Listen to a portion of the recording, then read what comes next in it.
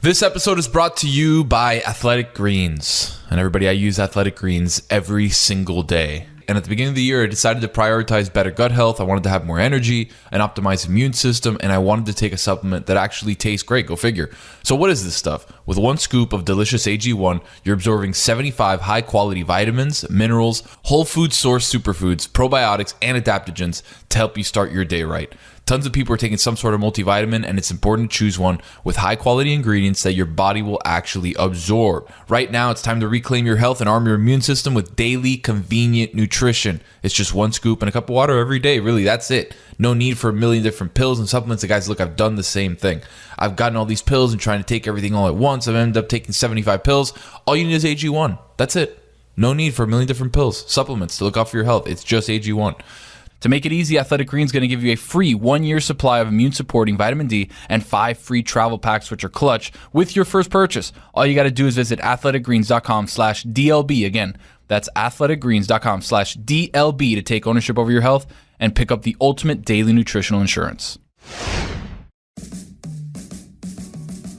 Welcome to the Big Suey, presented by DraftKings, Why are you listening to this show? the podcast that seems very similar to the other Dan Le Batard podcast. I'm sorry, I'm not going to apologize for that. In fact, the only difference seems to be this imaging. I have been tempted in restaurants just walking past tables to grab somebody's fries that if they're just there. That hasn't happened to you guys? I've done it. And now, here's the marching man to nowhere, Fat Face, and the habitual liar. Welcome to Meadowlarkers 38, the Untouchables. We have Kate Fagan, we have Amin El-Hassan, we have Whitty and Jeremy producing, we have me, I'm Howard Bryant, and we have a group of people at the top of sports who control the game, but are basically accountable for nothing. They are the general managers, the guys in the sport who draft the players, sign the free agents, anchor down the front offices with massive analytics departments. These days in baseball, they even write out the lineup cards. Here's what they almost never do. Get fired. Managers, they're gone in a heartbeat. 2 of them, Charlie Montoyo in Toronto and Joe Madden in Anaheim, already bit the dust. In basketball, Kevin Durant and Kyrie Irving treated Steve Nash like a chew toy. When teams lose or tank spectacularly, the GMs tell fans losing is a part of one great big master plan. Trust the process. In baseball, it was common to hear people in the game say that front offices now want to be run like Fortune 500 companies. Tampa Bay Rays, they're all Wall Streeters. Houston Astros, all McKinsey, all the time. The people are disappearing in front of our eyes. Efficiency is the word in sports. The players, they aren't even people anymore. They're assets. And yet, when it comes to getting your money's worth, the masterminds are nowhere to be seen. Accountability, that stops with the powerless coach. It's happening all over society. The higher the position, the greater the insulation. Forget about the owners. Dan Snyder has been running Washington's football team into the ground for 2 decades. It took a secret recording to get Donald Sterling's racist ass out of there. Artie Moreno? He's got Mike Trout and Shohei Ohtani, and the Angels have had 8 straight losing seasons. In baseball, the GMs have added even another layer of protection: bureaucracy. They aren't even the GMs anymore. They've kicked themselves upstairs. Billy Beane runs the Oakland A's baseball operation, but Dave Forst is the GM. Kenny Williams runs the White Sox, but Rick Hahn is the GM. Mark Shapiro runs the Blue Jays, but Ross Atkins is the GM. General managers are protected by layers and by culture. GMs are afforded the grace of letting the plan play out, while the talk radio fire is reserved for the players and the coaches. If it really is a GM's game and not some scam where power protects the power, then the GM position needs far more scrutiny. If they want to write out the lineup cards, they should also be answering the questions. Let's talk about this. Here we go, folks. Kate, Amin, is it me or is it something that we are seeing here that the GMs, they look omnipotent. They don't answer any questions unless they want to. And the only people who seem to get fired are coaches, and then we attack players, but the GMs are considered geniuses until they win. Thoughts? Yeah, look, man. I gotta stand up for my front office people across all sports. Who are you, Howard Bryant, to come for the job security of these brave men and women? We have to have a vision, right? Oh, everyone loves the coaches because everyone loves flying by the seat of their pants. I hate him. I love him. I love her. I hate her. Bring me that one. Straight away that one. It's easy to play the, what was it, King Joffrey on Game of Thrones, and everything is a whim. But the reality is, in order for this thing to work, the venture of a professional sports franchise having to build towards winning a championship, you need people in place who have vision and who have a plan and who have a way of executing that vision and plan and knowing how all the pieces fit and knowing that it doesn't happen overnight. Mm-hmm. If we had GMs on the same life expectancy as coaches, then all we would have is people who are adjusting endlessly without ever letting the adjustments carry themselves out. When I was learning how to drive, my father taught me a very important thing. He said, when you're driving, don't stare at the nose of the car. Pick a point off in the distance, the car in front of you, just anything other than the nose of the car. Because what happens if you're driving, you stare at the nose of the car, you'll do this. You'll be moving the steering a little bit left, a little bit right, a little right, and you'll end up zigzagging because you are so focused on the here and now, you're adjusting to everything. Versus, how many things did you crash into? Well, I did it for like 5 seconds and I realized he was right. When I throw my point of vision off in front of me, the car in front of me, or a little bit in front of me, then all of a sudden you drive straight and you're not doing all these little mini adjustments. You know what you're doing.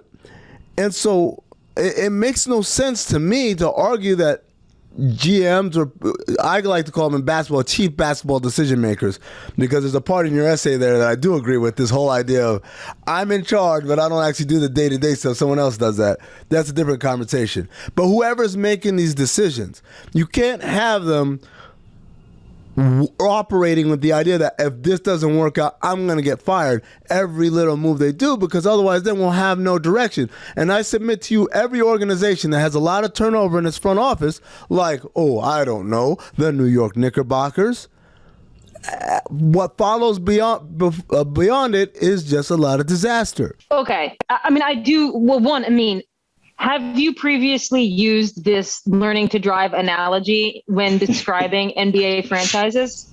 Or are you trotting this out for the first time? No. This is an oldie but a goodie. This is coming straight out of the Carrot Top box of props. I do see your point when it comes to needing longevity in the front office to not just be reacting to the whims of the day. I do wonder what you think about how the GM position has shifted over the last 15 years, because my experience, like when I was covering the Sixers, the GM, when I first started as the beat writer for the Sixers, was Mr. Ed Stefanski. Mm-hmm. And he was a prominent character in the Sixers story.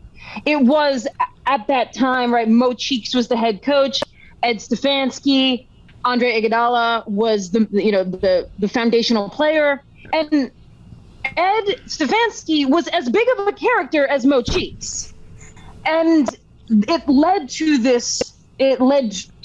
the media coverage of those particular Sixers, including yours truly covering them, to focus on Ed Stefanski as much, if not more, than we were focusing on Mo Cheeks and the roster. And I would posit to you, and I think this is part of what Howard was talking about in the essay, was that it seems as if general managers realize positioning themselves alongside the coaches and becoming central characters in the story of their team, they realized that wasn't the best move for their career longevity. And that has taken a shift over the last 15 years, because I don't see, and I'm not as day-to-day with the Sixers at this point, but I don't see like Elton Brand as general manager positioning himself in the same way that the GMs were back in like 08, 09. Yeah, I think there's a couple of things going on. Once upon a time, the guy who had the power was the coach. And the GM was just the guy to make those things happen. As time went on, we began to realize that there needed to be an importance and hierarchy between GM and the coach, because the GM was making these massive strategic decisions, and the coach is just executing. So really, GM is the guy in power, not the coach.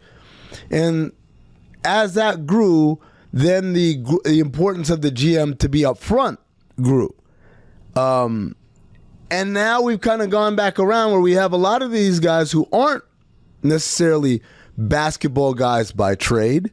They want to recede back into the background again. Still have the power, but not have any of the accountability. A great example of this is, once again, the New York Knicks, Leon Rose. Leon Rose has met with the media exactly one time since he's been hired. He's had a couple of curated state propaganda TV appearances on MSG. But as far as I'm meeting media people and answering their questions, the guy's had exactly one since he took over. Now, that's in stark contrast to Philadelphia, where you're right, Umbrella's the GM, but Daryl Morey is the chief basketball decision maker. And Daryl is very available. Bob Myers in Golden State is very available. Pat Riley in Miami is very available. So it varies. I would say we're half and half in this league. Half of our league are guys that are okay with being out front. James Jones in Phoenix is another great example. Danny Ainge up in Utah. These guys are okay with being out front. Now, in many of these cases, they also have someone who answers to them who's doing a lot of the grunt work, right? For Pat Riley, it's Andy Ellisberg. For Daryl Morey, it's Elton Brand. For Danny Ainge, it's Justin Zanuck. And all those guys have the title of GM, but obviously they don't have the ultimate decision-making power. But then you've got guys like Leon Rose, who just kind of fade in the background. Don't mind me. I'm just a guy. And I think that's a phenomenon that's born out of, I think, the business world people who have crossed over to this, and they don't want to have that accountability, that day-to-day accountability that is, so commonplace in the rest of sports. Well, you've got a couple things at work here, right? And you're both 100% right on this, as times have shifted. And to Amin's point, when times shifted about the coach having the control, when you go back, it wasn't just that the coach had control over the X's and O's. The coach also had control in terms of longevity. Coaches lasted longer in the 60s and the 70s than they do now. Coaches get a year. They get 2 years. They might get 2 years. And now we have a phenomenon that used to virtually never happen. You get fired after making the playoffs. Mm-hmm. You can get fired after winning championships now if you're a coach. They'll get rid of, so success is no longer the barometer for your stability. And that's a very new thing. That's a 20-year phenomenon at best. Because it once was that if you even made the playoffs, you weren't losing your job. The organization, you were central to the organization. And now, today, the GM is the person who is most in control because of that long-term planning that you're talking about. However, and I will submit to you, Sandy Alderson, 2004. He is the general manager at that time. I think Sandy was either working for Major League Baseball. I don't think he was with the Padres. I think he was at Major League Baseball at the time in 2004.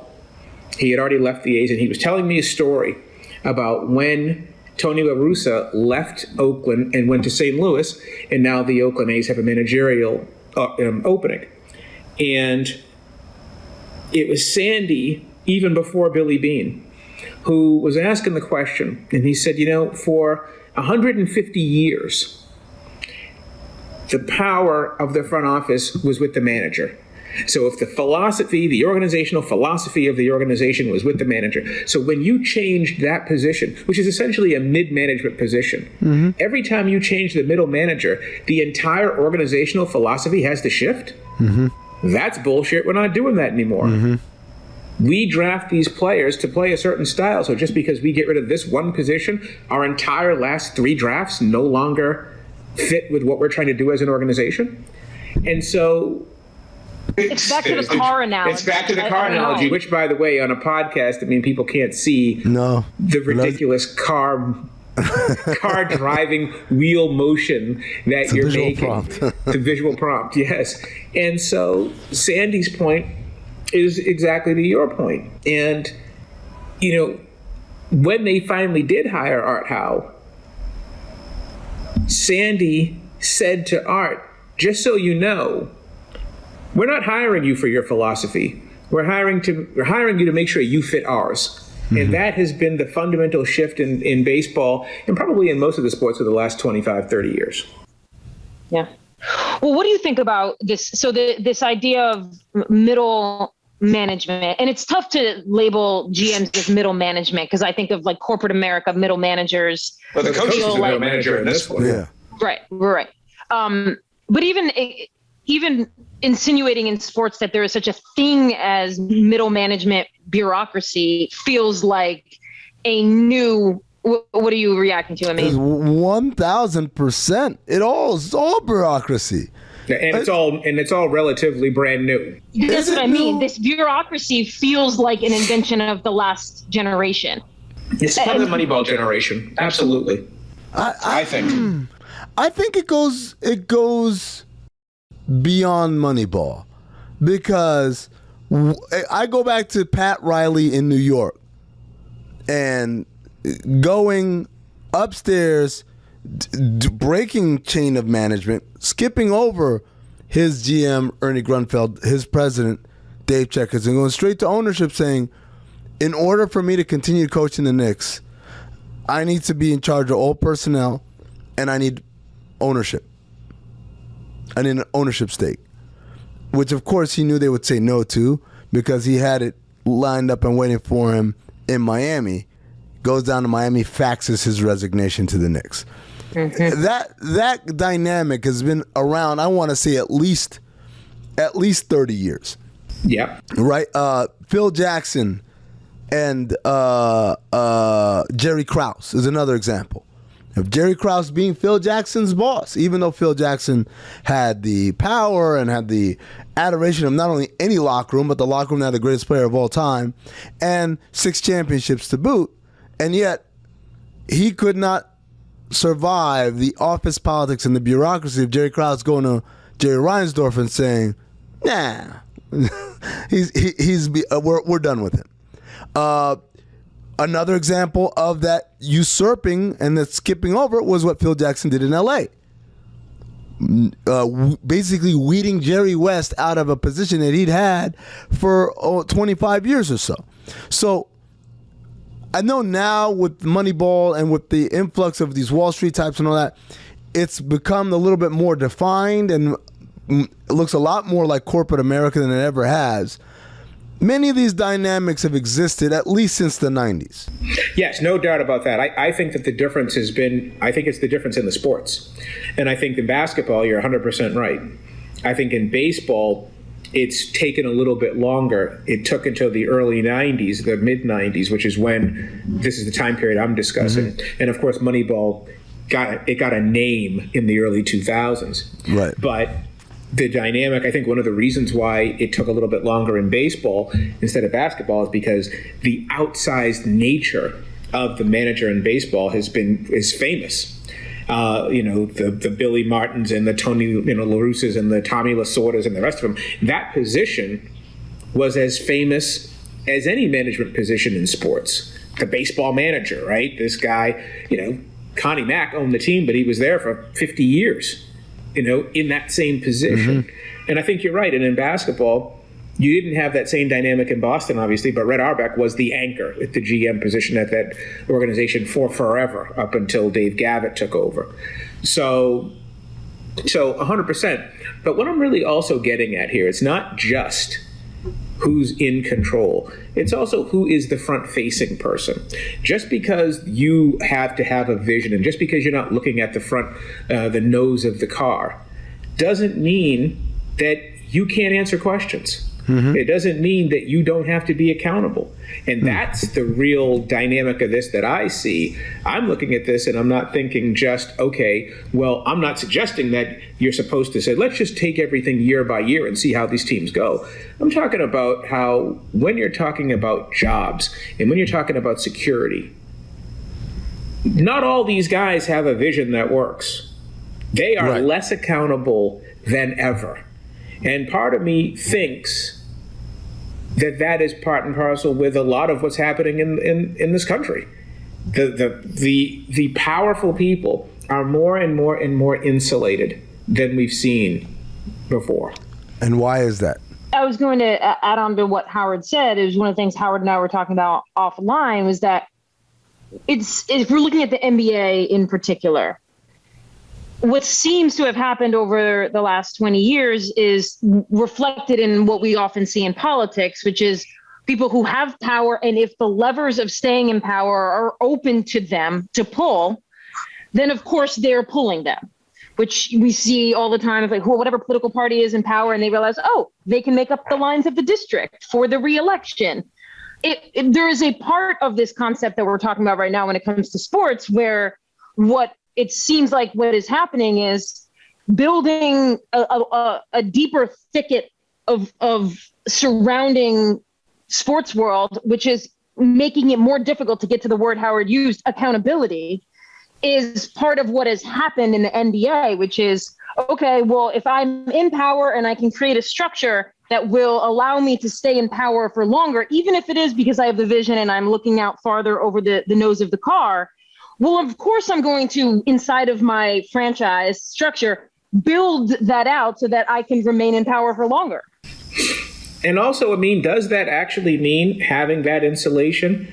Does that mean that you actually have stability? It's not like you haven't had GMs and you haven't had organizations that have had people in place for a very long time that still didn't win. Yeah, okay, so at this point, I feel I should put the disclaimer, just because that's the way the position is doesn't mean there aren't people who are garbage at it. There's always going to be people who are bad at it and don't deserve to have that sort of job security. I'm not talking about them. I'm talking about you in general, right? So you said people in power seem to have a longevity, right? Why is that?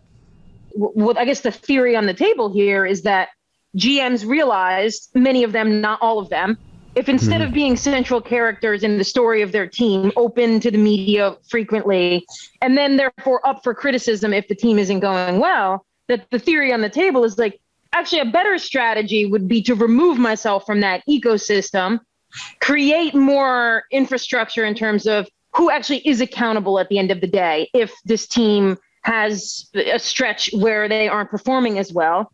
Well, if there's more infrastructure, we have more people in the front office, there's more layering between me and the public, well, then that serves the purpose of having a longer term to install my vision. That's part of it. That's more the how than the why. You're absolutely right. Oh, that's correct. That's more of a how. Howard, why is that? Why is it the people in power seem to have longevity? I get the sense that Amin knows the answer. Amin believes that you... Amin, tell us what you believe this answer is. Let's just hear it. Proximity to the money. To owner. To the money. Well, that's right. In politics, it's to corporate America and the lobbyists that fund basically your entire campaign. And if I keep the NRA happy, then as a certain political representative of a party, that's going to ensure that I'm not going to lose my district, because the NRA is going to do everything they can to help me in my quest to keep this seat. And in return, obviously, I placate them. I keep them happy. On the sports level, that is the owner. And that's why I say the number one goal, the best thing any general manager, chief decision maker can have, the number one ability is the ability to manage up. I don't care if you don't know how to scout, you don't know the salary cap, you don't get along with players, you don't get along with coaches. If you keep that person up there happy, you are going to keep your job. And theoretically, I should be keeping them happy by doing my job well. But the reality is, as is many things with unintended consequences, oftentimes you don't need to do that hard stuff of actually being good at your job.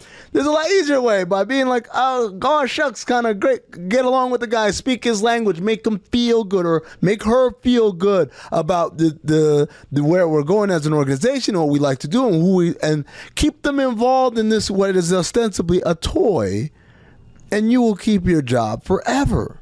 Yes, my answer to you was going to be that you have a vested interest in the money as well. Because if we're really talking about this position historically, you can go back into the 20s and the 30s and the 40s, go back to Branch Rickey when he was managing the Cardinals, go back to Branch Rickey when he was the president of the Dodgers. And when I say managing, I meant general manager, where Branch Rickey got a percentage of the profits.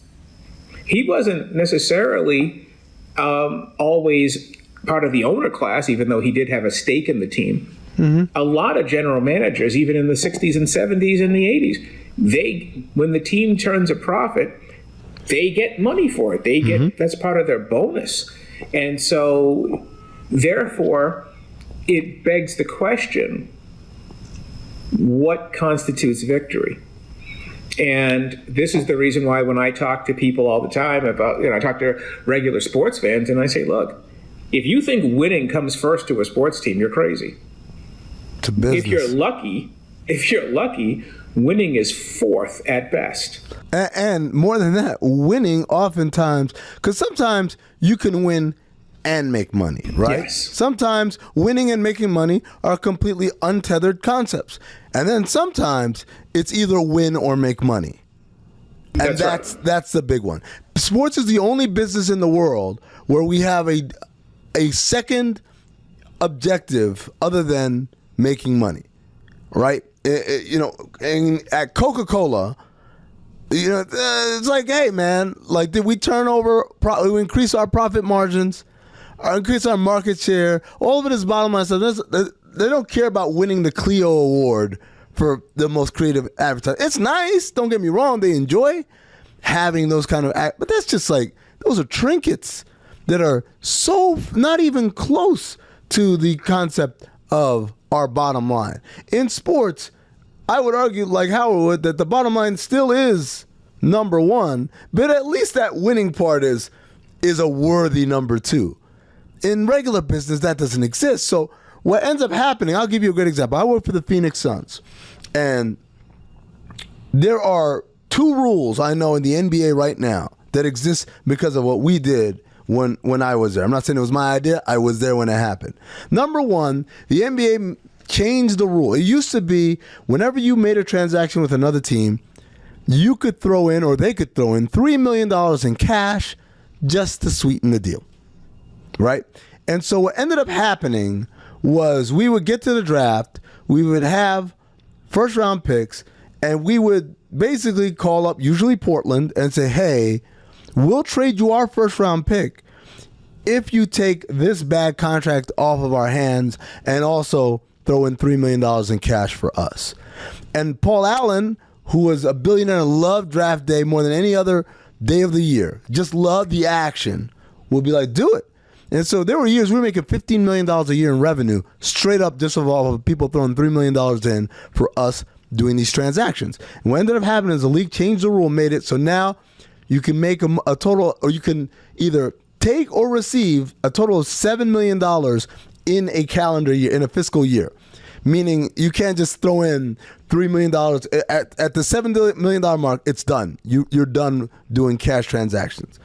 The other rule was, hey, what's the minimum amount of people you need to have on your roster? 13. What happens if we go under 13, if we go down to 12? Well, they fine you, or they give you 2 weeks to fill that 13th spot, and after that, they fine you. So what we ended up doing was, once we get to 10-day season, we go down to 12, we wait 2 weeks, then we sign a guy for 10 days.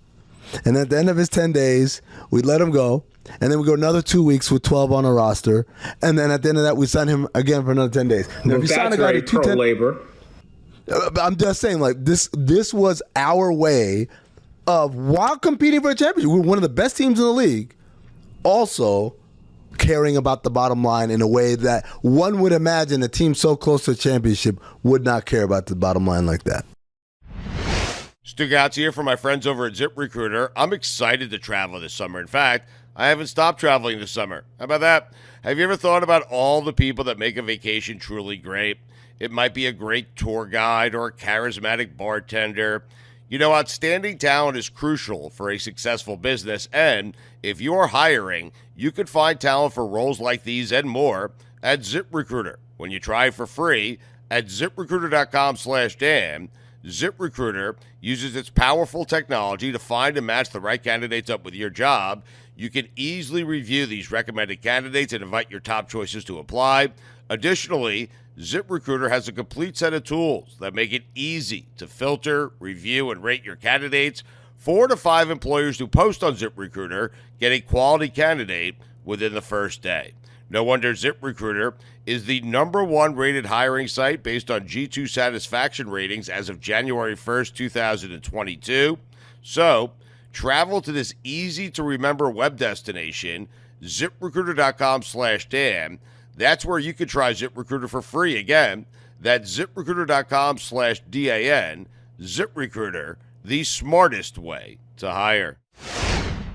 This is both a detour and also a callback to an earlier episode where I don't know if you two remember, but I had never seen The Godfather. Still, Have you seen it still yet? haunts me. Yes. Still haunts it. You have? Yes. You've I seen have, it? and Oh, good. Well, I'll tell you why. In the silence for the James meantime. Caan. And the reason I bring this up is because, I mean, you were saying like sports is basically the only business. And it made me think that one other one that runs parallel to it is the movie business where. Oh, I thought you were going to say organized crime. Me too. I was like, where is this going? Maybe. Like, it's gone gangster. Maybe because and the reason I bring this up is because the reason I saw The Godfather was because I watched the Paramount Plus show, The Offer, about the making of The Godfather and the producer who helped put it together. And basically, aside from the mafia trying to shut it down repeatedly and Frank Sinatra getting involved, one of the biggest hurdles was consistently and across, this is obviously exists across movies, is like Francis Ford Coppola wanting to shoot in Sicily because it was imperative to the quality and the veracity of the movie, but then they don't have that $25,000. And like, I think there are distinct parallels between the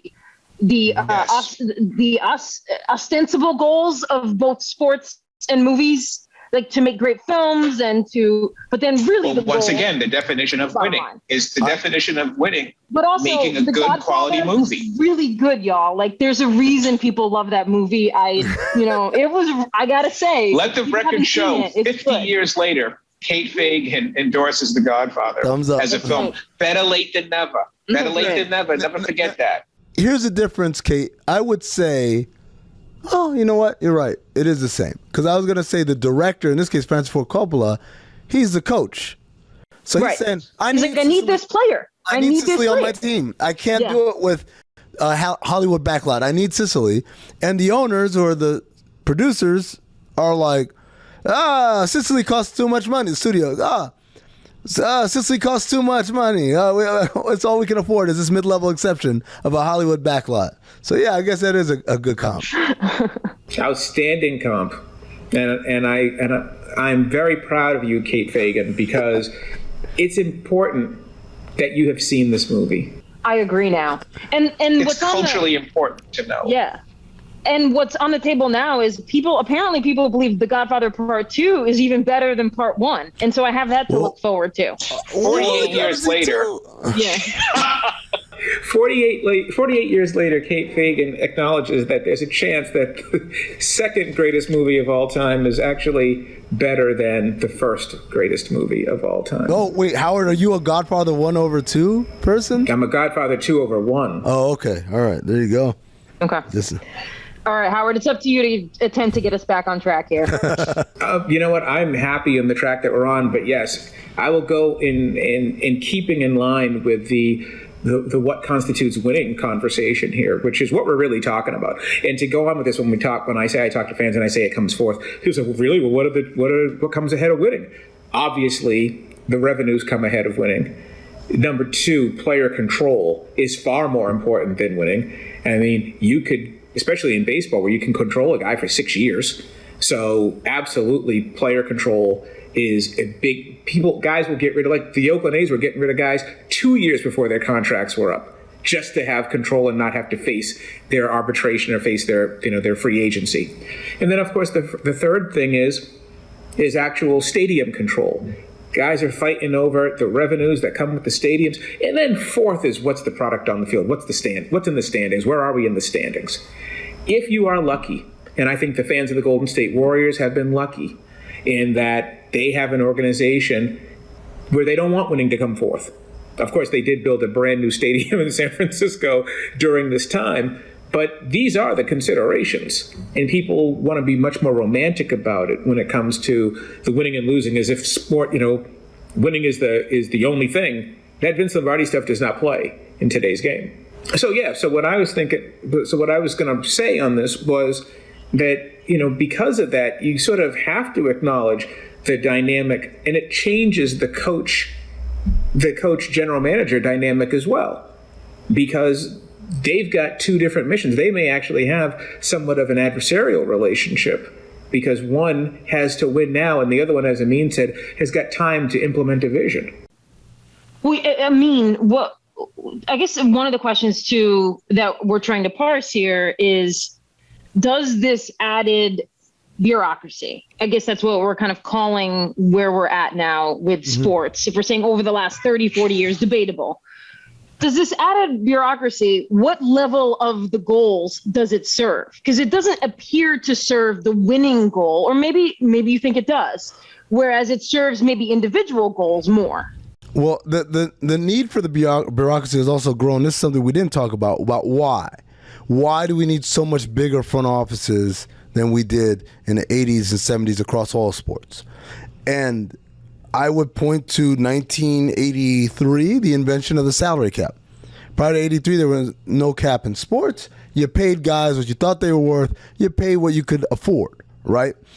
And with the introduction of the salary cap, made collective bargaining a lot more complicated, right? And the cap was 85. And so, Howard, I don't know. They agreed to it in 83. 83, yeah. Implemented 85. So what ends up happening is we now have salary caps in 3 of the 4 major sports, and baseball has revenue share and luxury tax, some quasi cap, I guess.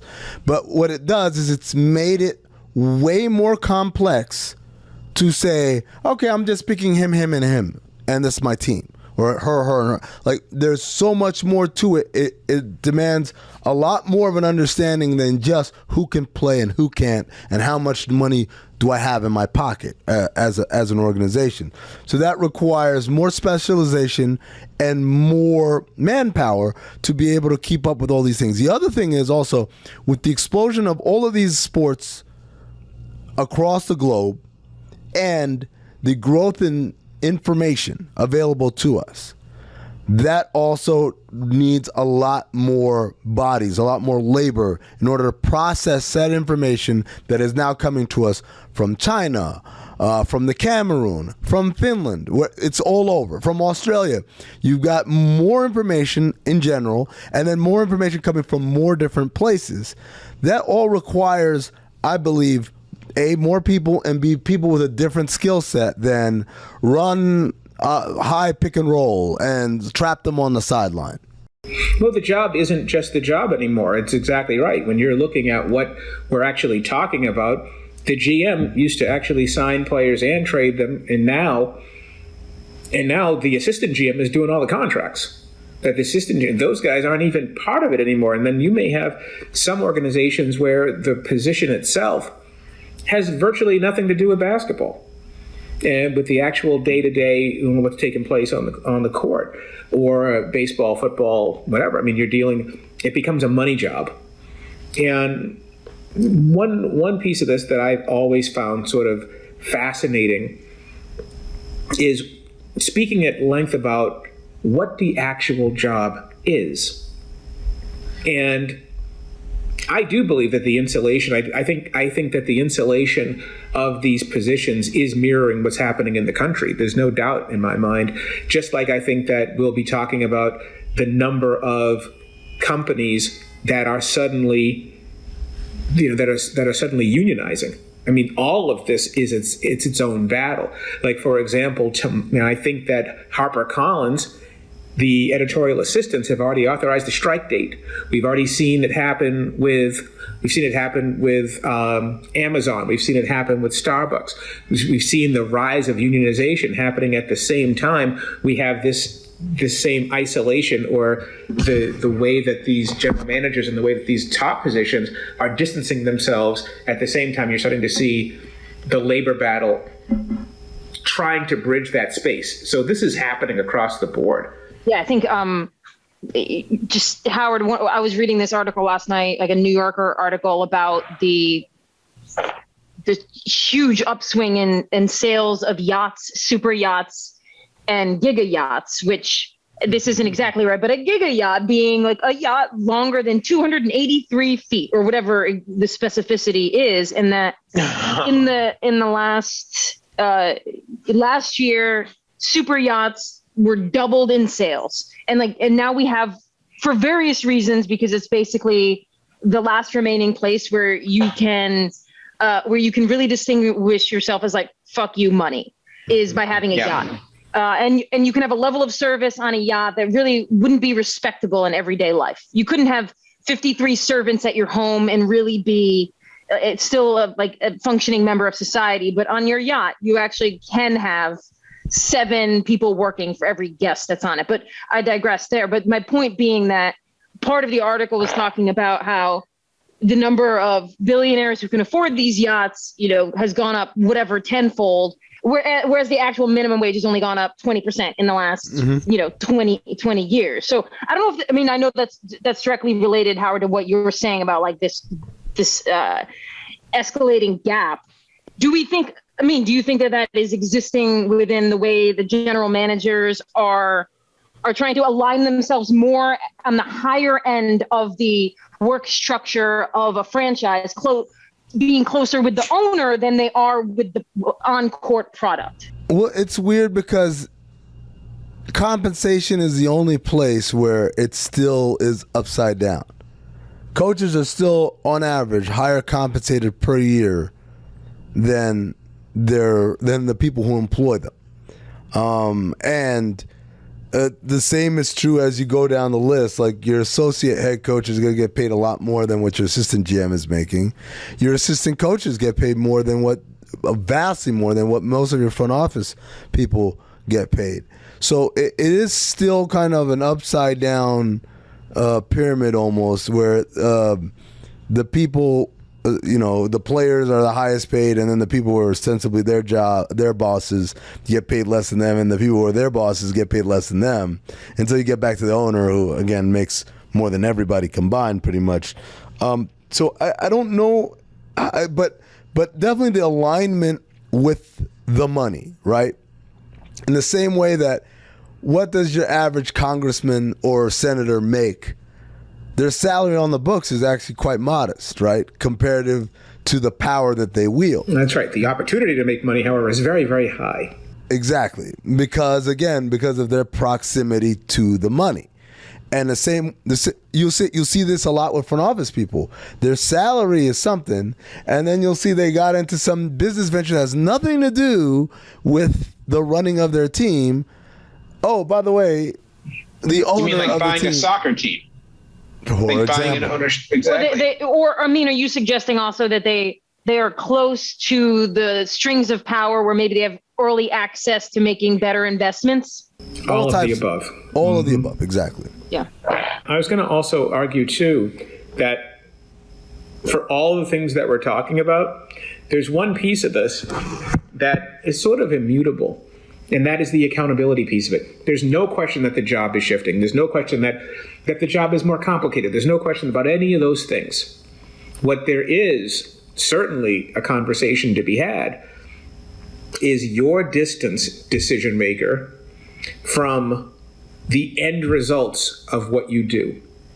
And those end results are getting further and further away from the people who are closest to power. Howard, let me ask you this. Who is evaluating the evaluator? That's right. Right? There's only one person who evaluates the evaluator. It's the owner. And that's the owner. Now, if I ask you who's evaluating the middle manager, the coach, you have at least 2, if not more, 3 parties. The owner. You could probably name 10 people. Right? But 3 categories of people. Yes. Actually, man, I'm not going to court of public opinion aside. You're not going to break apart the analytics department? No. Because they fall under. You have the owner. You have the chief decision maker. but also you have the players. And I think that's an important point of this, why coaches have such short lifespans versus management. Because the players, their interactions with management pretty much begin and end with how much did he pay me. As long as I'm paid and I'm not traded somewhere I don't want to be, that's the limit of my interaction. And that's the other piece of this, I mean, that's really important. And I don't know how quickly, and we're going to have this conversation over time in the other sports, because we really haven't talked about football at all. In hockey, when you're talking about the role of the coach, the GM, the analytics, all of it. But we are talking baseball and basketball. And in baseball, the issue with this, you're 100% right. Pay me my money, and then my agent is going to call your agent when we get upset. But in basketball analytics, I don't know if those front offices have become as meddling to the coach as they are in baseball. But this is part of this conversation. It's not just pay me my money anymore when you're in baseball. The analytics departments and the general managers are actually making the decisions on the field now, and they're not answering to those either. Right. But I would say that the player, the conduit with which that message is delivered to the players is not the analytics department. They don't get Poindexter to come down with his calculator and his pocket protector and say, well, actually, it says here that you're better off batting cleanup. Like, that's not happening. They're taking this dirty laundry and saying, here you go, manager. You tell him. You break it to him. And so from the player perspective, the point that I have the most interaction with, particularly vis-a-vis bad news, is this guy.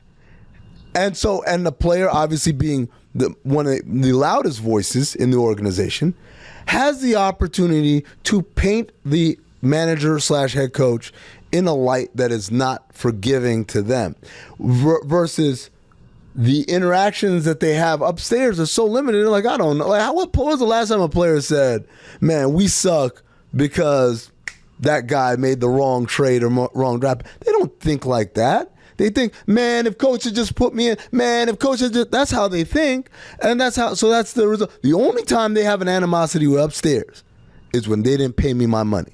That's the only time. And then, exactly, and then their option then is to leave. Doesn't it seem like an added byproduct of like the fattening of front offices? And I guess I'm using a pejorative there. I guess what other word could be used? No, it's what they're doing. They're getting bigger and bigger. Yeah. Is a sport or sports which have never been risk tolerant or particularly risk tolerant, despite what it seems like the sports industry should be. Every sport I've been involved with, Amin, I assume you would nod to this. Like there's not a ton of appetite for risk that the fatter front offices get, the less adept they are going to be at pivoting and making quick moves, being nimble, taking risks, because there's a lot more to protect. I mean, I don't know how you all felt at ESPN, but it was impossible, despite what maybe John Skipper, when he was president, said and what people who were on shows or hosting shows wanted to be talking about. There was still the middle manager layer, maybe of producers, who was like, no, our topics are going to be LeBron, and you're like, but maybe we could introduce something new. But it was like, at the end of the day, those producers had to be slaves to ratings, and they didn't want to be risk. That's right. There's a reason why every single show had the exact same lineup. Right, because there wasn't an appetite for the risk of a ratings dive as you introduce a new storyline to the public. And I'm just wondering if, like, the fatter front offices get, the less risks franchises are going to take, even though they don't take a ton to begin with. It's funny. We used to call that I like my pool, meaning I'm not going to make a decision that's going to jeopardize my mortgage or my kid's tuition or my car note. And your risk mitigation is a big deal. It's a huge deal because that's part of why you want so much data. I want to mitigate risk as much as possible, but ultimately sometimes the riskiest play is the only path to the success that you seek. The Toronto Raptors in 2018 traded away what many believed at the time to be the franchise's greatest player, DeMar DeRozan, a guy who loved being in Toronto and wanted to be there forever and had many years left on his deal, in exchange for Kawhi Leonard, who openly said, I don't want to go there. I want to go to one of the LA teams, and had 1 year left on his deal. Someone who would be following a process, right, like of risk mitigation, as many of these organizations do, would say absolutely not.